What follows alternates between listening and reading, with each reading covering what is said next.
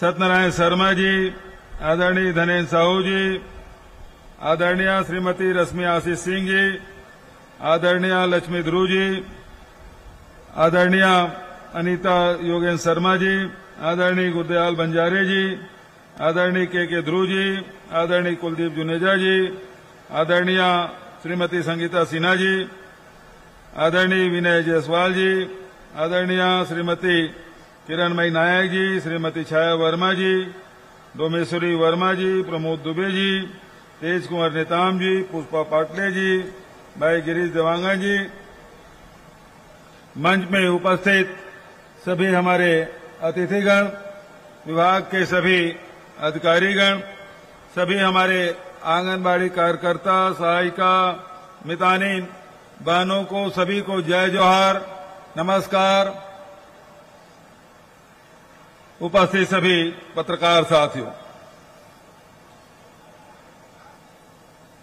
इस आभार सम्मेलन में हमारी बहनें जहां भी मिलती थी वो ये कहती थी कि भैया एक कार्यक्रम तो कराइए, हम लोग आपको धन्यवाद देना चाहते हैं। और वो समय आज 2 मई को हम सब इस साइंस कॉलेज के ऐतिहासिक मैदान में हजारों के तादाद में हमारी बहनें आई है। मैं आप तो आभार व्यक्त करने आए हैं, मैं आपका आभार व्यक्त करता हूं। ये पहला अवसर होगा, पहली सभा होगी जिसमें पुरुष लोग अल्पसंख्यक हैं।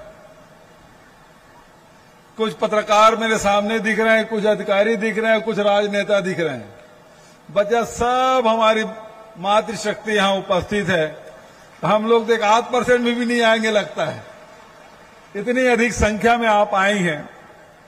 और जिन शब्दों के साथ हमारे द्रवेश नंदिनी जी, आंगनबाड़ी कार्यकर्ता सुश्री साधना देवांगन जी और आंगनबाड़ी सहायिका आदरणीय नंदिनी यादव जी, मितानिन बहन प्रेम ज्योति बघेल और लक्ष्मी साहू जी ने आप सब की ओर से मंच में जो बात उन्होंने कही है वो दिल को छू जाने वाली बात है।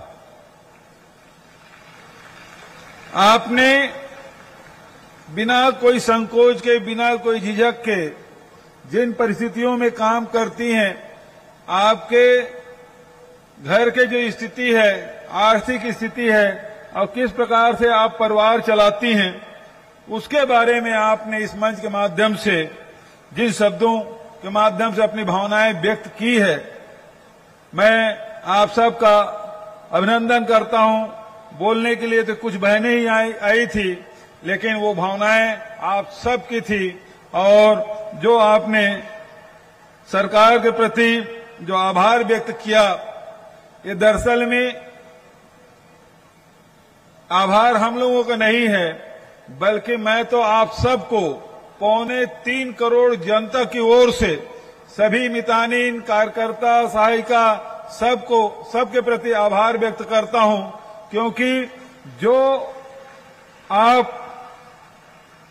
लोग जो काम करते हैं वो काम नहीं है, बल्कि वो मानवता की सेवा है। और सेवा से बड़ा कोई धर्म नहीं।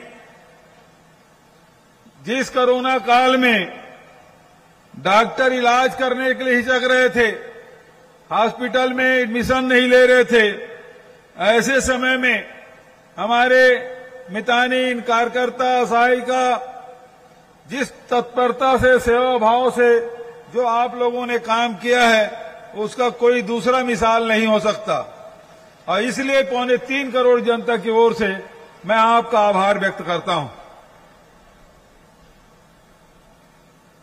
अभी कोरोना काल की जब बात चली, पहले लहर में तो लॉकडाउन था, दूसरा जब लहर आया तो छत्तीसगढ़ जबरदस्त रूप से इसे प्रभावित हुआ।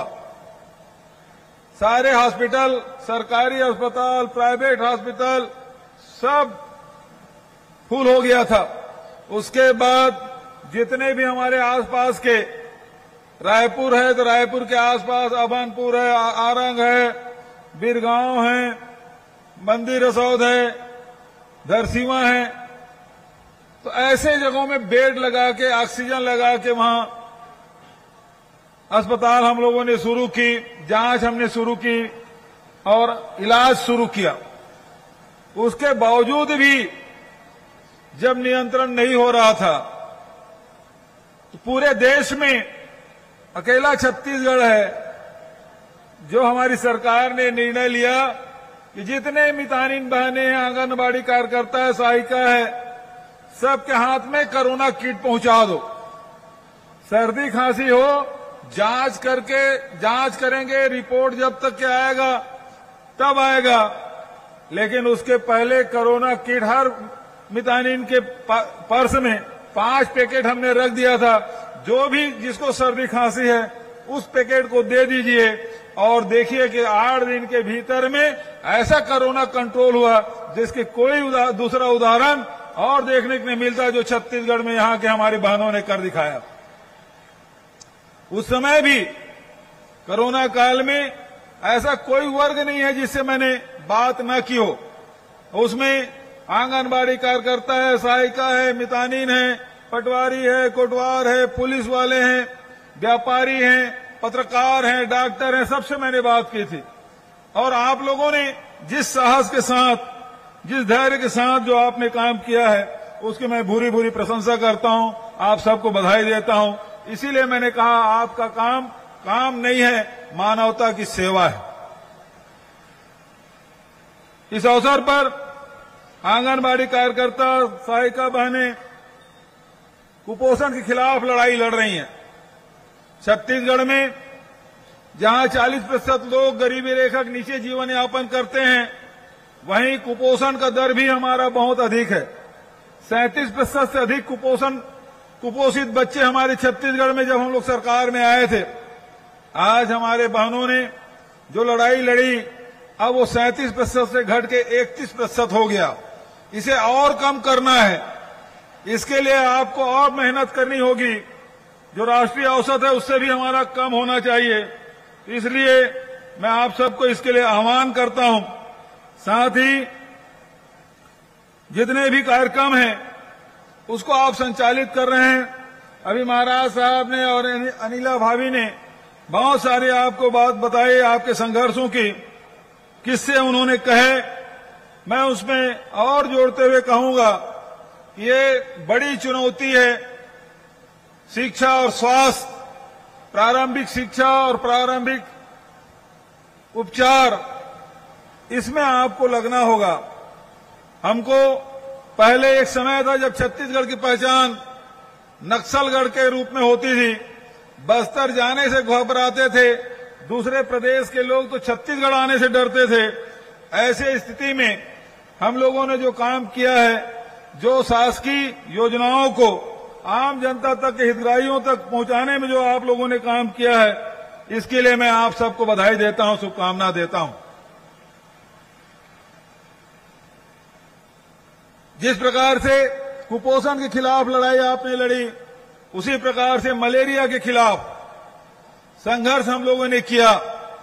पहले दंतेश्वरी माई की पूजा अर्चना करके मलेरिया मुक्त बस्तर की शुरुआत की, बाद में मलेरिया मुक्त छत्तीसगढ़ के दिशा में काम हम लोगों ने शुरुआत की है।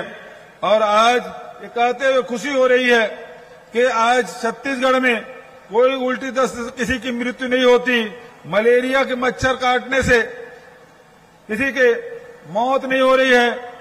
तो आज आप लोगों की जो मेहनत है, जो घर घर पहुंच के मलेरिया का टीकाकरण, मलेरिया की जांच जो आप लोग कर रहे हैं, उसका लाभ पूरे प्रदेश की जनता को मिल रहा है।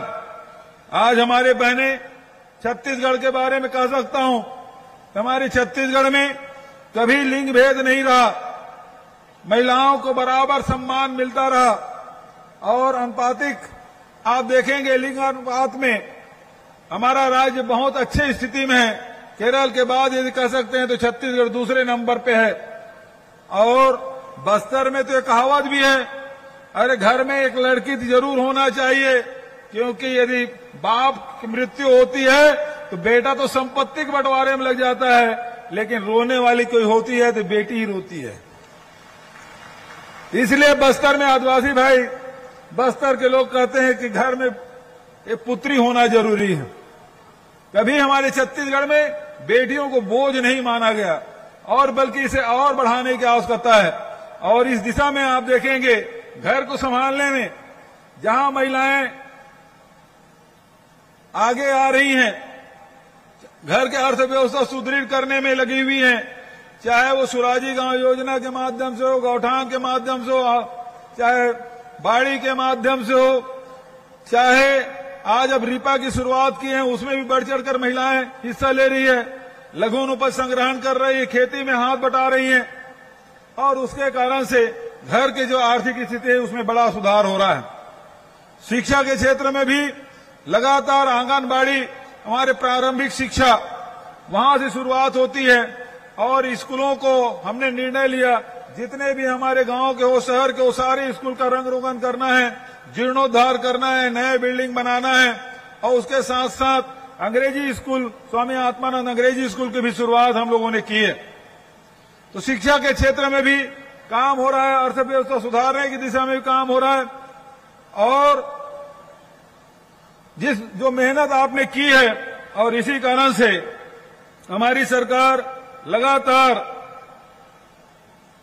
कोशिश यही है कि सबके आय में वृद्धि होना चाहिए। एक तरफ किसानों को समृद्ध बनाने का काम हम लोगों ने किया। छत्तीसगढ़ में आप देखेंगे जितना धान की कीमत, जितना कोदो कुटकी की कीमत छत्तीसगढ़ में मिलता है उतना देश क्या दुनिया में नहीं मिलता जो छत्तीसगढ़ में जो रेट मिल रहा है।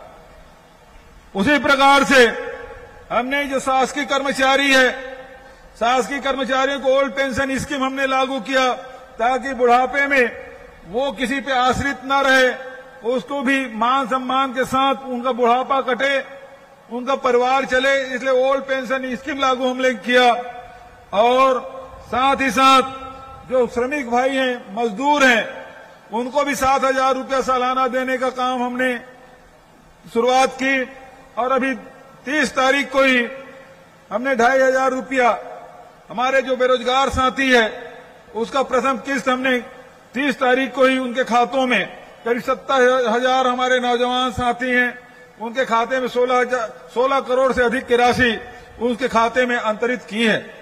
कल मई दिवस था, श्रम दिवस था और कल भी हम लोगों ने इसी पंडाल में जितनी संख्या में आप आए हैं उसी प्रकार से हमारे श्रमिक भाई आए थे, उनके भी सुख सुविधा के लिए हमने बड़े फैसले किए।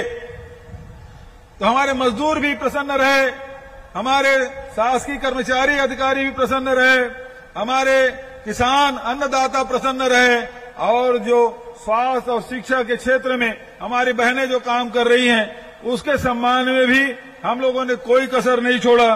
और आप सबके हितों को ध्यान में रखते हुए आंगनबाड़ी कार्यकर्ता जो पहले 5,000 रुपये पाते थे उसे 1,500 रुपये पहले वृद्धि की, अब जाके उसको 10,000 रुपया प्रति महीना मानदेय देने का फैसला किया है। उसी प्रकार से मिनी आंगनबाड़ी कार्यकर्ता है उसका 4500 बढ़ा के 7,500 रुपया बढ़ाने का फैसला किया बजट में। आंगनबाड़ी सहायिकाओं को 3250 मिलता था, अब उसे बढ़ा के 5,000 रुपया। और उसके साथ साथ जो हमारी मितानिन बहनें हैं, जितने और भी बहुत सारे जो काम करते हैं, जिसके विस्तार के बारे में विस्तार से महाराज साहब ने आपको बता दिया, फिक्स पेमेंट हर महीने मिले। जैसे कि हमारी मितानिन बहनें अपने अनुभव साझा कर रहे थे, हम लोग जो काम करते हैं उसके एवज में जो पैसा मिलता है कभी कभी 3 महीने 4 महीने मिलता है, तो परिवार को चलाने में बड़ी कठिनाई होती है। इस बात को ध्यान में रखते हुए हमारी सरकार ने बजट में 2,200 रुपया हर महीने मानदेय देने का फैसला किया है।